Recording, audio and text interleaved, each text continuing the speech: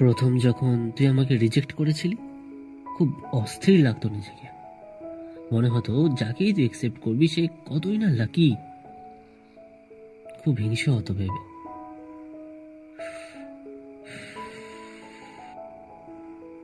কিন্তু আজ দেখছি যে হিংসাটা কখনই কেটে গেছে তা বুঝতেই পারিনি। এখন না আর এগুলো নিয়ে খুব একটা চিন্তা মাথায় আসে না, জানিস তো। হ্যাঁ, মন খারাপ হয়, তবে কি জানিস তো, আমাদের মানে মানুষের নিজের ভালো থাকার তাগিদটা না খুব বেশি।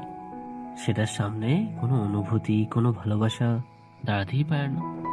আসলে আমরা অনেক সময় না সত্যিটা দেখতে চাই না, কারণ আমরা পালিয়ে বেড়াই। সত্যিটার থেকে আমরা পালিয়ে বেড়াই, সত্যিকে আমরা ভয় পাই, আর তখন থেকেই শুরু হয় পালানো।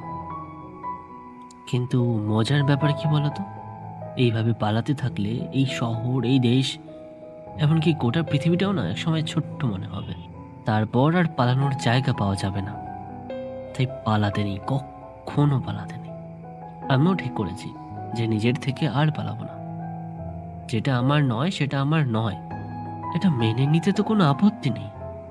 একটা মানুষ আর এই গোটা জগতের মধ্যে আসলে কোনো তফাৎ নেই।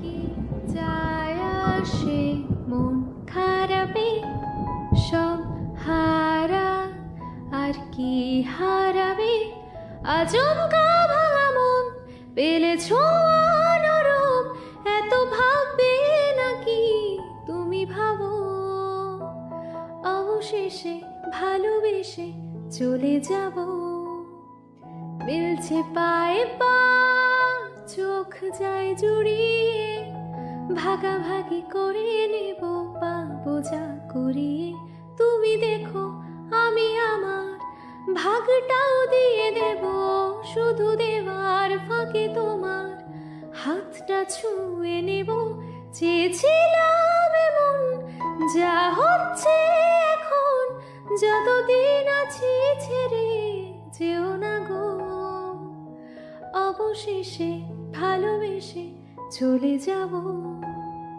যদি সময়ে ফিরে যাওয়া শিখে যেতাম, আরো ভালো একটা মানুষ তোমায় দিতাম, আমি জানলে আগে আঘাত কি পেতাম, তুমি সামনে এলে দাগ কি লুকিয়ে নিতাম, আচমকা ভাঙা মন পেলেছ নরম, এত ভাববে নাকি তুমি ভাবো, অবশেষে ভালোবেসে চলে যাব, অবশেষে ভালোবেসে চলে যাব।